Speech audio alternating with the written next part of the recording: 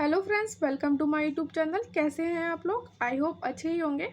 और ज़ोरों शोरों से आप लोग की पढ़ाई चल रही होगी क्योंकि एग्ज़ाम को अब यूपीएससी प्रीलिम्स के 30 दिन बचे हैं। इसलिए हम ये वीडियो लेके आए। एक्चुअली मुझे कुछ लोग मैसेज कर रहे थे कि मैम एक टाइम टेबल की वीडियो और ले आइए लास्ट 30 डेज़ की स्ट्रैटेजी के लिए। तो देखिए क्या होता है ना, लास्ट के 1 महीने में सबकी अपनी अपनी अलग अलग स्ट्रैटेजी होती है। मतलब जितना हो सके आप अपने आप को टाइम दीजिए एग्ज़ाम के लिए, क्योंकि आपने क्या किया है पिछले 1 साल में कुछ फ़र्क नहीं पड़ता। अगर आप थोड़ा भी पढ़ा है ठीक है, लेकिन आप इन 30 डेज़ में खींच लेंगे ना चीज़ें, खासकर अपना बेसिक सब्जेक्ट और पीवाईक्यूज़, तो एग्ज़ाम में आपके जो मार्क्स गेन करने के चांसेस हैं वो बहुत ज़्यादा हो जाएंगे। तो मैंने सोचा ठीक है, लेके आते हैं एक छोटा सा एक रफ़ टाइम टेबल लेके आते हैं और एक कुछ क्वेश्चंस को भी हम करते हैं, आंसर देते हैं कि जैसे जो अब बहुत सी डाउट्स होते हैं लास्ट 30 डेज़ में एग्ज़ाम में बच्चों के। तो हमने सोचा लाइए हम अपने फ्रेंड्स के लिए कुछ डाउट्स लेके आएँ, उनका सॉल्यूशन लेके आएँ और एक रफ़ टाइम टेबल लेके आएँ 30 डेज़ के लिए, ठीक है? तो आई होप आप लोग को ये वीडियो पसंद आया, और आए तो प्लीज़ आप इस वीडियो को लाइक ज़रूर कीजिएगा गाइस, और कमेंट बॉक्स में बताइएगा। अगर हाँ, आप चाहते हैं कि मैं कोई टॉपिक की कोई ऐसा जो आप लोगों को समझ नहीं आ रहा हो उसकी वीडियो लेके आऊँ, तो मैं ज़रूर लेके आऊँगी। आप लोग मुझे कमेंट सेक्शन में बताइएगा इस वीडियो के, ठीक है? स्टार्ट करते हैं। देखिए क्या होता है ना, मैंने बहुत से स्टूडेंट को देखा है कि वो पूरे साल पढ़ते हैं, टेस्ट देते हैं, इनफैक्ट लास्ट के 2-3 महीने में टेस्ट भी देते हैं, सब कुछ। बट जैसे जैसे एग्ज़ाम पास आता है ना, वो लोग छोड़ देते हैं एग्ज़ाम, ठीक है?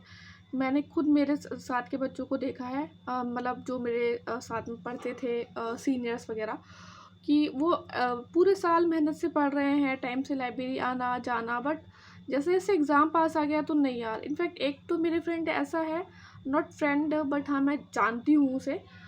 तो उसने क्या करता है कि हर साल फॉर्म फिल करना है, लेकिन जब एग्ज़ाम आया तो बहुत अच्छे से पढ़ना भी है, इनफैक्ट एग्ज़ाम के हॉल तक भी जाना है, और उसके बाद पता चलता है कि वो बंदा एग्ज़ाम के हॉल में एंटर ही नहीं किया। मतलब एग्ज़ाम जो जहाँ सेंटर पड़ा है, सॉरी, एग्ज़ाम सेंटर में ही एंटर नहीं किया। क्यों? क्योंकि उसको कॉन्फिडेंस नहीं आ रहा था कि यार मेरा कहीं अटैम्प्ट ख़राब ना हो जाए। देखिए इतना ज़्यादा डरने की ज़रूरत नहीं है, लेकिन डर तो देखिए कुछ डर तो बहुत ज़रूरी होता है, क्योंकि आप अगर डरेंगे नहीं ना तो पढ़ाई नहीं करेंगे। अंदर से वो डर थोड़ा होना ज़रूरी होगा कि हाँ यार पढ़ना चाहिए, वो थोड़ा बहुत तो चलता है, बट इतना नहीं डरना चाहिए कि आपने मेहनत भी की है और लास्ट टाइम पे आप बिल्कुल कह रहे हो कि नहीं यार अब हमसे नहीं हो पाएगा, ठीक है? बहुत लोगों के साथ होता है ये, मैंने देखा है, ठीक है? और ये हम लोग सोचते हैं कि सब पढ़ लिया यार, बट ऐसा लग रहा है कि कुछ नहीं आता, ठीक है? अगर आप टेस्ट नहीं दे रहे हैं, कुछ नहीं, तो आपको लगता है आप जैसे नोटबुक खोली और दूसरे दिन अगर आपने एंशिएंट हिस्ट्री किया, दूसरे दिन आपको उससे कोई क्वेश्चन पूछेगा तो आप जवाब दे देंगे, लेकिन आपको खुद को ऐसा लगेगा कि यार मुझे कुछ नहीं आता। सबके साथ ऐसा होता है, सबके साथ होता है। बस पढ़ते रहिए, टेस्ट कीजिए, प्रैक्टिस कीजिए, रिवीजन कीजिए। जब एग्ज़ाम हॉल में आपके सामने अगर वैसा क्वेश्चन आएगा तो वही ऑप्शन, क्योंकि प्रीलिम्स में सबसे अच्छी बात यही होती है कि 4 ऑप्शंस आपके सामने हैं, आंसर आपके सामने है, तो वो आ जाता है, ठीक है? हाँ, अगर आपकी रिवीजन में कमी है तो आप कंफ्यूज हो सकते हैं, इसलिए कहते हैं कि रिवीजन बहुत अच्छे से करना चाहिए। लास्ट के 30 डेज़ में क्या होता है ना कि स्टूडेंट्स अलग अलग टॉपर्स की स्ट्रैटेजीज देखने लगते हैं, स्ट्रैटेजीज वीडियो, ठीक है यार?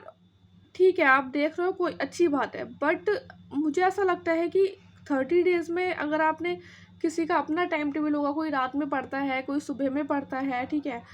कुछ कोई इंडियन एक्सप्रेस फॉलो कर रहा है, कोई हिंदू कर रहा है, कोई विजन आईएएस कर रहा है, कोई फोरम आईएएस कर रहा है। सबकी स्ट्रैटेजी बहुत डिफरेंट होती है, बस एक हाँ बेसिक में आपको स्ट्रैटेजी सेम मिलेगी। तो अगर आप इस प्रिपरेशन में हैं तो ऑलरेडी आप बेसिक पे आपने चीज़ें पढ़ ली होंगी, ठीक है? हाँ, उसमें आप उनसे थोड़ा ये सीख सकते हैं कि कैसे अपने आप को डिसिप्लिन रखना है। लेकिन अगर आप दिन में 10 टॉपर्स की अलग अलग स्ट्रैटेजी वीडियोज़ देख रहे हैं तो फिर तो मतलब बहुत सेल्फ डाउट वाली बात आ जाएगी, बहुत ख़तरनाक है आपके लिए। कोई 1-2 की वीडियो देखिए, क्योंकि सबकी स्ट्रैटेजीज़ अलग-अलग होती हैं। देखिए बहुत इंपॉर्टेंट होता है टॉपर स्टॉक देखना, मैं मानती हूँ। बट इतना ज़्यादा मत देखिए कि आप अपना आधे से ज़्यादा टाइम इसी चीज़ में निकाल दे रहे हो, ठीक है? दूसरा कुछ इश्यूज़ आते हैं कि आप सिर्फ़ और सिर्फ अपने स्ट्रॉन्ग सब्जेक्ट ही रिवाइज़ कर रहे हो, उनके टेस्ट दे रहे हो, सब कुछ कर रहे हो, क्योंकि आपको उसमें कॉन्फिडेंस है, आपके मार्क्स बहुत अच्छे बन रहे हैं टेस्ट में, ठीक है? और पीवाईक्यूज़ कर रहे हो तो आप समझ पा रहे हो क्वेश्चंस को। लेकिन बाकी जो आपके सब्जेक्ट हैं उसको आप नेग्लेक्ट कर दे रहे हो, तो ये बहुत इशू वाली बात है। क्यों? क्योंकि देखिए, हालांकि सबका जो टॉपिक्स है, सारे सब्जेक्ट किसी के भी स्ट्रॉन्ग नहीं होते यूपीएससी में। किसी का ज्योग्राफी वीक होता है, किसी का हिस्ट्री वीक होता है, किसी का इकोनॉमी वीक होता है, लेकिन नेगलेक्ट आप नहीं कर सकते। बस आप इतना कर सकते हैं कि अगर आप अपने स्ट्रॉन्ग सब्जेक्ट को आप 4 दिन दे रहे हैं, तो एटलीस्ट अपने वीक सब्जेक्ट को भी आप, मतलब वैसे तो ज़्यादा देना चाहिए यार, लेकिन 3 दिन तो दो कम से कम, ठीक है। एंड मैंने ऐसे बहुत से लोग देखे हैं जो एग्ज़ाम जैसे ही आता है वो इतना प्रेशर हो जाता है उन लोग के पास कि वो लोग ना मोटिवेशन लेने लगते हैं, बातें करेंगे लोगों से कि यार मोटिवेशन नहीं आ रहा अंदर से पढ़ने का। फिर वो लोग 10 बातें बताएंगे, फिर थोड़ा पढ़ोगे, फिर दूसरे दिन बोलोगे यार थोड़ा मोटिवेट कर दो। ऐसे नहीं होता है, ठीक है। मोटिवेशन आपके अंदर से आता है। और अगर आपको कोई समझाने में आधा दिन बर्बाद करा तो आपका भी तो आधा दिन बर्बाद हो रहा है ना। और क्यों ही कोई समझाएगा? आजकल बहुत लोग मतलबी होते हैं, आपको कुछ गलत एडवाइस दे देंगे। ज़्यादा किसी के मोटिवेशन के चक्कर में मत पढ़ो, बस पढ़ते रहो। देखो, अगर एग्ज़ाम क्लियर करना है ना, तो आपको 8 से 10 घंटे पढ़ना होगा, दैट्स इट, ठीक है। स्टॉप वॉच लगा के पढ़ो, कुछ अपने सामने घड़ी रख के पढ़ो, कुछ भी पढ़ो, बट 8 से 10 घंटे तो मिनिमम है, इतना तो पढ़ना पड़ेगा लास्ट 30 डेज़ में।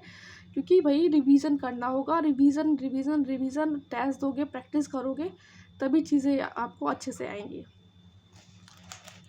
अब क्या करें? लास्ट 30 डेज़ में करना क्या चाहिए? देखिए, सब कॉन्फिडेंट का खेल है लास्ट 30 डेज़ में, प्लस एक एग्ज़ाम हॉल में एक वो अलग कॉन्फिडेंस का खेल है। आपने पढ़ाई की है, आपको चीज़ें आती हैं, आप कॉन्फिडेंट रहिए कि भाई देखो मैंने तो पढ़ा है, बट ओवर कॉन्फिडेंट नहीं होना, ठीक है, कि नहीं भाई मुझे तो सब कुछ आता है। हालांकि अगर आपका कोई वीक सब्जेक्ट है तो आपको लगे नहीं मैं तो पढ़ा है भाई, मुझे तो सब कुछ आता है। ओवर कॉन्फिडेंट और कॉन्फिडेंट में ना बहुत पतली सी लकीर होती है और वो बर्बाद कर देती है चीज़ें।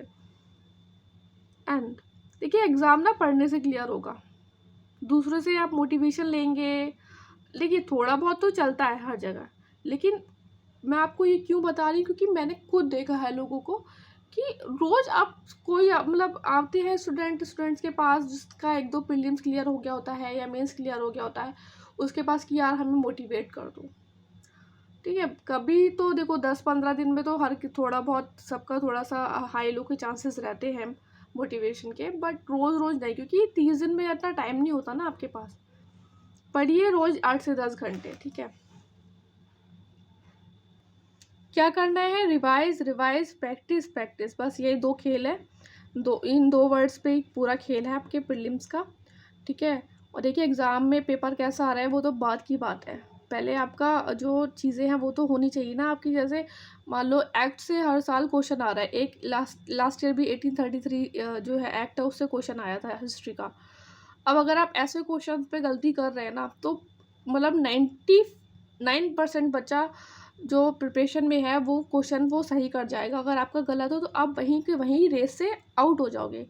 इसीलिए कहते हैं कि रिवीजन और प्रैक्टिस बहुत ज़रूरी होती है। और एक्ट ना आप कितने भी कर लो, एक्ट है, गवर्नर जनरल है, हिस्ट्री में, पॉलिटी में डीपीएसपी है, कुछ चीज़ें इन्वायरमेंट में एक्ट्स वगैरह हैं, कितने भी कर लो कन्फ्यूजन हो ही जाता है, क्योंकि फैक्चुअल इतनी होती है ना, आप लोग को इतना पढ़ना पड़ता है, कन्फ्यूजन हो ही जाता है चीज़ों में। इसका मतलब ये नहीं है कि ये भाई हमने तो ये 10 बार पढ़ा था हम भूल जा रहे हैं तो हम बुद्धू हैं। बुद्धू कोई नहीं है, सबके साथ होता है ये, ठीक है। बस क्या होता है, प्रैक्टिस का खेल होता है। रिवाइज़ करो रोज़, और जितना ज़्यादा चीज़ें हो सकती है रिवाइज़ करो, प्रैक्टिस करो, ठीक है। और यही मंत्र है। और बाकी क्या, एट द एंड क्या है, आप सिर्फ कोशिश कर सकते हैं, ठीक है। रोने से या मतलब मुंह बनाने से या ऐसे ही उदास रहने से कि यार नहीं सब पढ़ रहे हैं, मेरे अंदर से पढ़ाई क्यों नहीं आ रही, उससे कुछ नहीं होगा। बस आप कोशिश करिए और 8 से 10 घंटे पढ़िए। अगर आप प्रिपरेशन में हैं, थोड़ा बहुत आपने पहले पढ़ा है, मतलब अच्छी खासी, अगर आपने हमारी पहले वाली टाइम टेबल की वीडियो देखी होंगी तो अभी तक आपका ऑलरेडी एक जो टाइम टेबल है वो बहुत अच्छे से कवर हो गया होगा, बहुत ही डिटेल्ड जो है आपका रिवीजन हो गया होगा।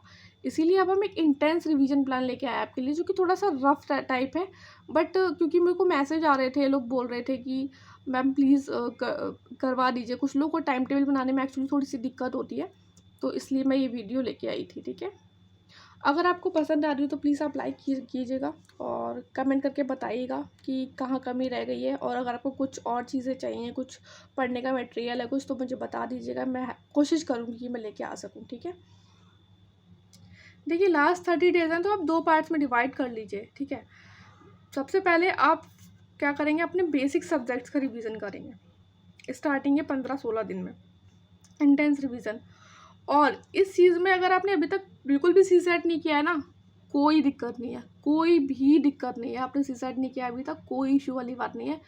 लेकिन अब करना पड़ेगा सी सेट। अगर आप बहुत ज़्यादा वीक है सी सेट वाले सब्जेक्ट में, देखिए कॉम्प्रिहेंशन कर लो यार, रीजनिंग कर लो, उसके बाद मैथ्स में आप इतना कर लो कि 8 से 10 क्वेश्चन आपके बन जाएं। ठीक है। अगर आप डर रहे हो कि यार हमारा तो लास्ट ईयर का पेपर जो आपने देखा होगा थोड़ा टफ था, लास्ट ईयर वाला आ गया तो हमारा कैसे होगा, तो डर से नहीं होगा ना। और बिना पढ़े क्यों जाना है? मतलब कुछ लोग बोलते हैं कि हम मैथ्स और रीजनिंग कर लेते हैं, रीजनिंग और कॉम्प्रिहेंशन कर लेते हैं, मैथ छोड़ देते हैं, या रीजनिंग और मैथ कर लेते हैं, कॉम्प्रिहेंशन छोड़ना कुछ नहीं है। ठीक है, कॉम्प्रिहेंशन करो, अच्छे से करो, रीजनिंग करो। हाँ, मैथ्स में थोड़ी कैलकुलेशन भी होती है, क्वेश्चन छूटने का डर रहता है।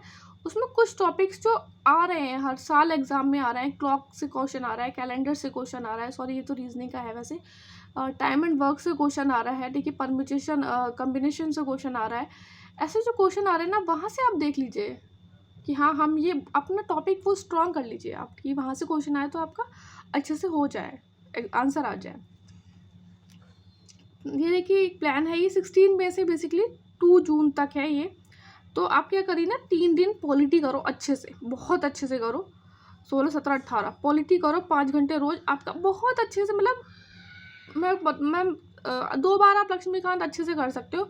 मतलब पूरी नहीं पढ़नी है, जो आपने हाईलाइट कर रखी होंगी चीज़ें या आपके नोट्स जो होंगे लक्ष्मीकांत से, वो आप 2 बार पढ़ सकते हो 3 दिन में अच्छे से, अगर पढ़ना चाहो तो। PYQs करो, एक PYQs तो करने ही करने 1 से 1.5 घंटे। सी सेट करो 1.5 घंटा, और करंट अफेयर करो, जो पॉलिटी का 365 है ना, वो करो। 3 दिन में अच्छे से हो जाएगा। अगर आपने पहले कर लिया होगा थोड़ा रिवीजन, ऑलरेडी हम एक बार कर चुके हैं, नहीं भी कर चुके तब भी आपका हो जाएगा अच्छे से 4 घंटे में। ठीक है, 4.5-5 घंटे में। और 2 टेस्ट दे दो कि आपने जो पढ़ा है वो आपका बन रहा है नहीं बन रहा है, मतलब आपके क्वेश्चन आपके मेमोरी में है नहीं है। तो 2 टेस्ट दे दो, कोई भी निकाल लो, मतलब विजन आईएएस के, फोरम आईएएस के। अगर विजन आईएएस के आपने दे दिए हैं तो आप फोरम आईएएस के दे दो। ठीक है, ऑनलाइन सब मटेरियल मिलता है, ऑनलाइन देख लेना। और अगर आपको नहीं मिले तो आप मुझे टेलीग्राम जो बॉक्स है उसमें इस कमेंट बॉक्स में आपको टेलीग्राम लिंक मिल जाएगा, वहाँ से टेलीग्राम जो है ग्रुप है वो ज्वाइन कर लीजिएगा। वहाँ आप मुझे बता दीजिएगा, मैं आपको प्रोवाइड करा दूँगी टेस्ट है। देन देखिए अब हमने यहाँ पे क्या किया, 19 वाला दिन ना खाली रखा। अब इसको खाली रखने का ये मतलब नहीं है पूरे दिन वेस्ट कर दें। ये इसलिए कि मान लो कि आपसे कंप्लीट नहीं हो पा रहा है यार, आपको बफर के लिए एक टाइम चाहिए, तो वो इसलिए है। अगर आपको 18 में अच्छे से हो जा रहा है कंप्लीट पॉलिटी, तो आप वहीं से 19 से स्टार्ट कर दीजिए इकोनॉमी, नहीं तो 20 से करेंगे। इकोनॉमी में बेसिक देखिए इतना कुछ स्टैटिक का, इतना ज़्यादा रटने वटने वाले से पॉलिटी में इतना कुछ नहीं रहता है बहुत। अगर आपने नोट्स बनाए होंगे, कुछ फैक्ट्स बेसिकली रहते हैं इसमें, तो 5-6 घंटे में इंसान अच्छे से कर सकता है। ठीक है, उसके बाद PYQ कर लो। PYQ बहुत इंपॉर्टेंट है, और करंट अफेयर बहुत इंपॉर्टेंट है इकोनॉमी का, इसलिए मैंने इससे ज़्यादा टाइम लिया है। उसके बाद सी सेट तो करना ही है, और 1 से 2 टेस्ट दे दो कि हाँ, आपने जो इकोनॉमी पढ़ा है, जो चीज़ें समझी हैं, वो आपकी बन रही है नहीं बन रही है टेस्ट में। ठीक है, नेक्स्ट है देखिए 23-24। अब यहाँ पे 22 का गैप लिया हमने, इसका मतलब ये नहीं है कि आपने पूरे दिन सोना है या टाइम पास करना है। वैसे ही चीज़ें लेके चलनी है। अगर पहले हो जा रही है तो पहले स्टार्ट कर देना है, बाद में हो रही है तो 23 से स्टार्ट कर देना है। 23, 24, 25 हिस्ट्री है। और देखिए इसमें एंशियंट हिस्ट्री ना, अगर आप अच्छे से आपको चीज़ें आती होंगी तो आप एक दिन में रिवाइज कर लेंगे बहुत अच्छे से, उसकी PYQs भी कर लेंगे। ठीक है, और मिडिवल हिस्ट्री भी इस तरीके से एक दिन में, और मॉडर्न हिस्ट्री 2 दिन में, और PYQs के साथ। करंट अफेयर यहाँ पे कुछ मतलब ऐसा पॉलिटी का, तो पॉलिटी में हम पॉलिटी का कर लेंगे, इकोनॉमी में इकोनॉमी का। तो यहाँ पे आप साइंस का कर लीजिए, जो अपडेटेड पार्ट है ना वो रिवाइज कर लीजिए साइंस का। ठीक है, उसके बाद 28-29 में आप साइंस कीजिए। अगर आपको समझ नहीं आ रहा हो कि क्या पढ़ना है, तो आपको ना टाइम टेबल में जो प्लेलिस्ट है उसमें वीडियोस मिल जाएंगी, उसमें हमने पूरा बताया हुआ है कि क्या क्या इंपॉर्टेंट टॉपिक्स हैं। तो साइंस में पढ़िए आप, 2 दिन में हो जाएगा साइंस बेसिकली। ठीक है, क्योंकि इतना कुछ इसमें स्टैटिक में तो होता नहीं है, लेकिन हाँ सबसे ज़्यादा इंपॉर्टेंट होता है साइंस में प्रीवियस ईयर क्वेश्चन आपके, और करंट अफेयर। करंट अफेयर ना विजन का बहुत ज़्यादा डिटेल्ड होता है, आपका मोस्ट ऑफ स्टैटिक पोर्शन आपका करंट अफेयर से कवर हो जाएगा। उसके बाद सी सेट 1 से 1.5 घंटे पढ़ना ही पढ़ना है। देखिए ज्योग्राफी और इन्वायरमेंट को हम एक ही सब्जेक्ट लेते हैं और इसमें से आपके ना करीब करीब नहीं बनते हैं तो 25 से 30 क्वेश्चन बनते हैं इस सब्जेक्ट से। तो इसको ना आपको 4 दिन लेने, 4 दिन लो, 6 दिन लेने, 6 दिन लो अच्छे से, बट बहुत अच्छे से करना। ज्योग्राफी में आपको कुछ नहीं करना है, एनसीईआरटी करनी है, ठीक है, आपको ऑलरेडी पहले बता चुकी हूँ मैं वीडियोज़ में। और इन्वायरमेंट, उसके 5 घंटे डेली पढ़ना है, प्रीवियस ईयर क्वेश्चन लगाने हैं, इन दोनों की बहुत इंपॉर्टेंट है प्रीवियस ईयर क्वेश्चन। देखिए थीम्स वही रहती है, वहीं से रिपीटेड आते हैं क्वेश्चन। बहुत, आप 2 नहीं तो 3 घंटे लगाओ, बट करना है आपको बहुत अच्छे से। ऐसा नहीं है कि आपको छोड़ देनी है चीज़ें क्योंकि टाइम नहीं है, आपको इस टाइम टेबल के हिसाब से चलना है या ऐसा कुछ। 2 से 3 टेस्ट लगा लो, कि टेस्ट ये देखने के लिए बेसिकली लगाना है कि हमारे क्वेश्चन बन रहे हैं, हमारी जो मेमोरी है वो मतलब उस हिसाब से चीज़ें फिट है नहीं है माइंड में। सी सेट इसलिए मैंने यहाँ पे 1 घंटा रखा है क्योंकि आपको ज़्यादा से ज़्यादा ले देना है इसमें स्टैटिक पोर्शन को। करंट अफेयर या जो है PD 365 इन्वायरमेंट करिए 1.5 घंटे डेली। देखिए 3 से 4 जून तक ना रिवीजन आपका एक बहुत अच्छा कंप्लीट हो जाएगा। उसके बाद 10 से 12 दिन आप अपने हिसाब से करिए, जो भी आपको अगर लग रहा है करंट अफेयर में बहुत ज़्यादा मत भागना लास्ट के 10-12 दिन में। जो आपके नोट्स हैं उन्हीं को कवर करना। हाँ, और जो आपने टेस्ट दिए ना उनको रिवाइज ज़रूर कर लेना एक बार कि कौन से उसमें गलती हुई है आपकी, कौन से क्वेश्चन में, वो देख ज़रूर लेना। और लास्ट के 10-12 साल में 10-12 दिन में आपको क्या करना है, लास्ट के 7 से 8 साल के पेपर आपको निकाल के लेके आने हैं प्रिंट आउट यूपीएससी प्रीलिम्स के। और जीएस का 9:30 से 11:30 के टाइम पे देना है। और सी सेट का जो टाइम होता है बेसिकली यूपीएससी का पेपर का, उस टाइम पे देना। और ये ना आपको बहुत हेल्प करेगा, बिलीव मी, बहुत ज़्यादा हेल्प करेगा। माइंड उस हिसाब से सेट हो जाएगा, शांत हो जाता है माइंड आपका। तो होता है ना, देखिए टाइम टेबल ना अपना उठने बैठने खाने पीने का सेट कर लो 10-12 दिन में, कि आपको इस हिसाब से चीज़ें करनी है। नाश्ता ऐसा हैवी लाइट करना है, और बीच में जो सी सेट का और प्रीलिम GS1 के टाइम बीच का जो टाइम मिलता है उसमें भी लाइट करना है। फिर आपको 4-4:30 बजे ही हैवी खाना खाना है, ठीक है। वरना क्या होता है ना कि आप लंच बहुत हैवी कर ले रहे हो, फिर सी सेट के पेपर में ना आपको इतनी भूख लगती है और भूख नहीं लगेगी तो आपको नींद आएगी। क्यों? क्योंकि आपने जो आपका लास्ट के 10-12 दिन है उसमें आपने लंच हैवी कर रखा होगा, तो आपका वो सोने का टाइम हो जाएगा 2 से 4। तो उस टाइम पर सो मत। ठीक है, चाहे तो आप 3:30 बजे सो जाओ, 4 बजे सो जाओ, लेकिन उससे ऐसा नहीं है कि आप 2 बजे सो रहे हो, ठीक है। ये बहुत बेनिफिट करता है गाइज, बहुत ज़्यादा बेनिफिट करता है ये, ठीक है। ये वाला जो ट्रिक है, बस पढ़ते रहिए। All the best. और हम कोशिश करेंगे, अगर आप लोग बोलेंगे कुछ इंपॉर्टेंट टॉपिक्स की मतलब वीडियोस, या फिर मैं आपको टेलीग्राम पे ऐसे शेयर कर दूँगी नोट्स की फॉर्म में। बस अभी थोड़ा टाइम का थोड़ा क्रंच चल रहा है। बेसिकली जो करंट अफेयर वगैरह या कुछ स्टैटिक के कुछ पॉइंट्स होते हैं ना, कि माइनर कौन से सब जो हैं जो कॉन्स्टिट्यूशन में मेंशन नहीं है, या हिस्ट्री में कुछ इंपॉर्टेंट कंटेम्पररी कौन किसका था, ये सब ना, या तो मैं आपको टेलीग्राम पे मेरा चैनल आप ज्वाइन कर लेना, वहाँ पे आपको हो सके तो मैं प्रोवाइड करा दूँगी, ठीक है।